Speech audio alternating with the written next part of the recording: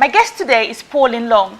Pauline is the founder of the BEFTA Awards, the awards which celebrates the achievements of black people in film, fashion, entertainment, television and the arts. Now, Pauline is also the founder of Miss East Africa UK and Mr. East Africa UK. She is also very heavily involved in charity work in her home country, Kenya. I know I'm a woman, you know, women do more than just one thing. I started out in the beauty industry, organizing the Mr. East Africa UK and Miss East Africa UK, which have gone on for 6 years. Whilst doing that, I met a lot of people, you know, DJs, actors, actresses. I worked with a lot of people in the industry, and I saw a bit of lack of motivation. And I thought, how can I, you know, help these people, you know, go to the next level with their careers? So then I decided to introduce the BEFTA Awards, which is the Black Entertainment, Film, Fashion, Television and Arts Awards in the United Kingdom. Yeah. So yeah, I'm a lady of many hands. I'm also a fashion designer. I don't think you knew that, but yes, I have a collection, the Pauline Long collection. The beauty pageants, I do something called the Shout campaign. Shout campaign basically is a feeding program for feeding street children. Well, I've done it in Uganda, I've done it in Kenya. I'm hoping to do it in other East African countries as well. But basically, we just spend whatever we have, from £100 to, you know, to 800 to thousands, to feed street children. Whatever we have, we'll feed the street children. What was it like starting out in your field? When I was starting out, bear in mind, I was in the hospitality industry. When I finished working in hospitality, I was a guest relations manager. And then I fell pregnant with my son. I thought, you know what, you're a mother, you're an African, you know, I've got that mentality, you're a mother, you've got to, you know, look after your child. So with my partner, we agreed, okay, I'm going to stay home, look after my son, and he goes to work. But, you know, whilst doing that, I watched a lot of daytime TV, as you do, while feeding your child while you're at home. And then while watching the TV, you know, I kept seeing all these images of, you know, poverty. I knew there was poverty, and I knew, you know, children living on the streets, you know, children who've been orphaned.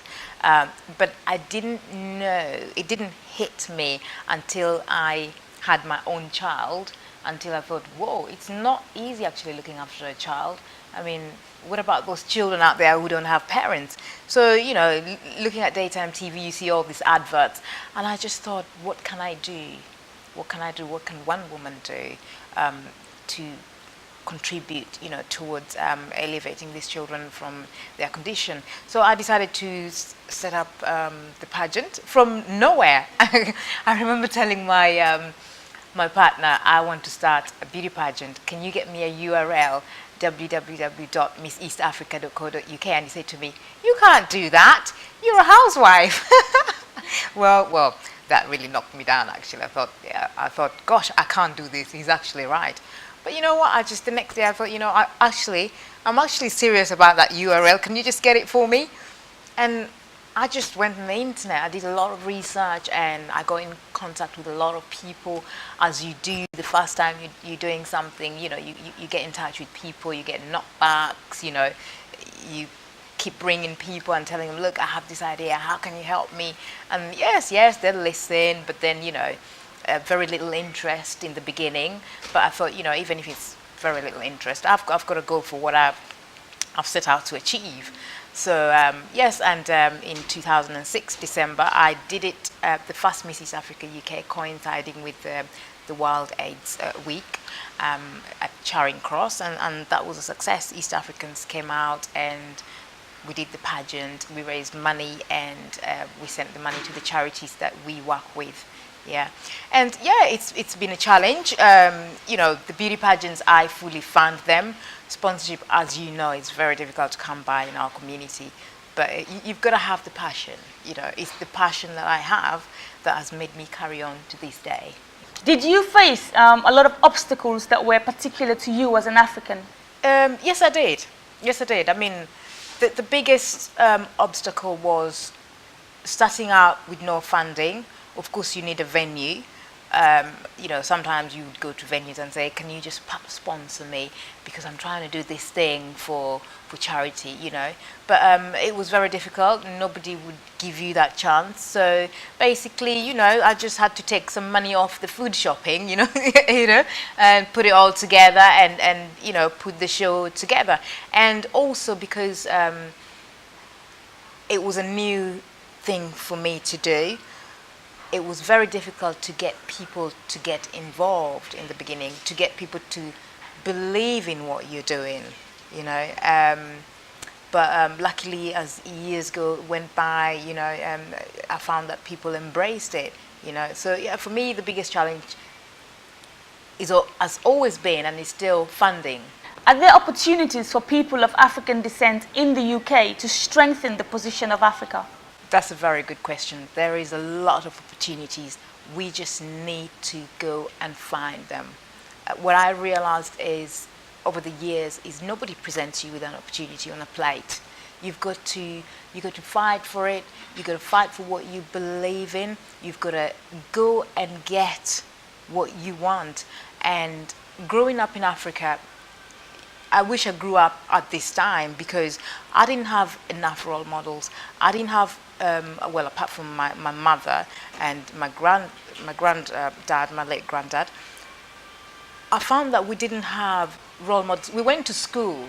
We were just taught to read the book, but that was it, you know, to cram all these things. We were not prepared for the outside world. We were not prepared to be entrepreneurs. We were not prepared to be go-getters. Like now, I find that there's, you know, our eyes are more wide open now. We tend to go for opportunities. I don't know whether it's because of, you know, we're now in a global village, but yes, there are lots of opportunities for people, for Africans here in the UK to contribute in Africa. As you know, a lot of Africans send so much money back home, back in Africa, you know, for development. So yes, there are opportunities. Yeah. How do Africans stay relevant and succeed in this fast-moving, information-based economy? We are actually really moving fast. I can talk about Kenya. For instance, my sister, they had their internet on the mobiles before I had mine.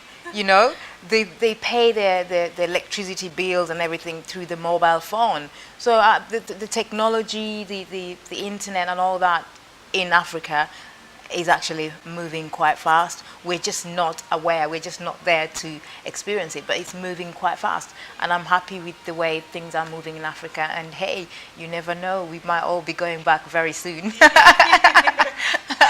Most Africans in the UK that I know, they're either in hospitality or healthcare, or very few are actually entrepreneurs. We need to encourage a lot more Africans to become entrepreneurs because there is that gap and there is opportunities. It is, I think going back again, it's fear. You know, it's the fear of failing.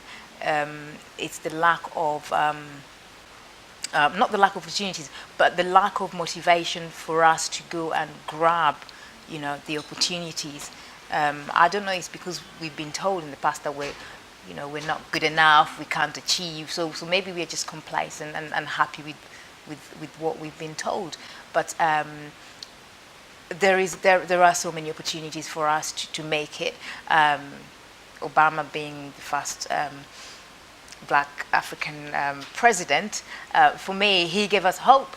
He gave us hope, and he just let us know, you know what, you can be what you want to be anywhere you want to be, whether you're in Kuala Lumpur, whether you're in Mexico, whether you're in Africa itself, whether you're here in the UK. You know, I didn't know. I moved here when I was 18, in my mid-30s, and I didn't know that by now, looking back, that I would have achieved what I've achieved now. I wouldn't know, but I must say that coming to the United Kingdom opened my eyes. You know, it made me be a lot more, not aggressive, but it made me be somebody who's hungry for achieving, you know, hungry to achieve a dream. Because we all have a dream, you know, we all have a dream, but sometimes we have the dream and we sit on it. We sit on it because nobody has tried to push us, or we haven't actually hit rock bottom, you know. So yeah, there are opportunities for us here. I must say that self-motivation, without looking at somebody else to motivate you, self-motivation is very, very, very important. You know, you need to be able to motivate yourself before you look for motivation outside. And we have been brought up in a society where we've been told that we're not good. So when somebody constantly tells you you're not good, you actually believe it. You actually believe it. And this, I think this is the main problem that we have. We've believed it for too long. We just need that little bit of a push to, something to let us know, you know what, we can actually do it. Yes, we can. I hope I'm allowed to borrow that from Obama, but yes, we can. You know, we have a lot of role models, don't get me wrong. We have a lot of role models, and I know a lot of Africans look up to their parents, as role models. They look up to the immediate relatives as role models, as well as, I would say people like Obama. But the most important thing, again, coming to self-belief, self-motivation first within our people. What the other person can achieve, I can achieve. And I've got 24 hours in a day. What am I doing with my 24 hours? Am I using 23 or am I using the whole 24 hours? There's a lot of talk about immigration in the media right now. How do you think this debate affects the African community? To be honest, since I came to this country, there's always been, every morning I read the paper, it's immigration. It will never go away. It will never go away. But then again, we are here to stay because we contribute quite a lot. It does affect our performance as well, because, when you keep being told immigrants, but then somehow you don't release yourself. You're always thinking, oh, I need to hurry up very quickly, achieve this and go back to Africa. So you're always living your life on the edge. This is the other problem as well. We don't set ourselves free out here to just live our lives to achieve where you are. When in Rome, do what the Romans do. When you're here in the UK, get integrated into the society. Try and find something you like, something you can do, and just do it. But a lot of us, with the talk of immigration, a lot of us, we live on the edge and we kind of think, okay, we're going to finish this very quickly. These people don't like us here. We're going to finish this quickly and then I'm going to go back to Africa. But then while you're thinking that way, time's rolling and, you're wasting your talent, you're wasting your opportunities. And I think that really affects us. I think we should just look beyond that and just live for the moment. Achieve there where you are right now. You live in London, okay? Forget about thinking of, okay, I'm just going to do a bit here and then I'm going to carry on when I go to Africa. No, you live in London now, do it there now, achieve it there now. When you're ready to go to Africa, proceed there and carry on with it. But while you're here, just do it. Just do it, as simple as that. How better can Africans contribute to the development of the UK? We're already contributing a lot. We are all over the place, in different kinds of industry, in entertainment. There's a lot of Africans, like I said, in healthcare, we are there.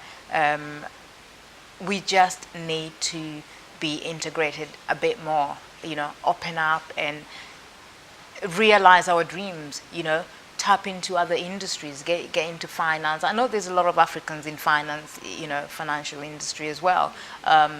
There's Africans in, I don't know whether they're right in the building industry, but we are trying our best to get to where we can, with a lot of talk of immigration, which is holding us back. But I hope they can see that our contribution, towards the economy is actually helping, so they can open all these doors for us. Yeah. What is your favorite thing about living and working in the UK? My favorite thing is, I know I'm going to get slapped for this, I love the weather. Oh gosh. I love the weather. Yes, I love the fact that we can have 4 seasons in a day. Isn't that amazing? It is amazing. That is absolutely fantastic. Yes. No, actually, I love snow. I love the snow. It's so peaceful and white, and I love it. I love the weather. I mean, Kenya, where I was born, sometimes can get extremely hot. I was born in Mombasa, in the coast, and although I like the weather, it can get really, really, really hot. Yeah. So yeah, that's one of my favorite things here is the weather, and I love the opportunities that come with the UK. It's challenging, and who said living in Africa is not challenging? You know, living here is challenging as well, but challenges make you who you are. And I love the challenges that have been thrown, you know, at me since I came here in the UK. They have made me who I am. They have absolutely made me who I am, and I'm proud of who I am. Yeah. What would be your advice to other aspiring Africans in the UK? My advice to Africans in the UK is identify what you want to do, and it doesn't matter what's in your way, just go for it. Walk through the puddles, just go for it. You know, you've only got one life, you've only got one chance. You got to do what you've got to do. Don't wait for tomorrow. Don't wait until you collect all that money and take it back home you know, to go and achieve what you want to do in Africa. If you can start achieving it here, if you can start your journey here, start it here and continue with it until if you want to go back to Africa, continue and finish it there. Yes.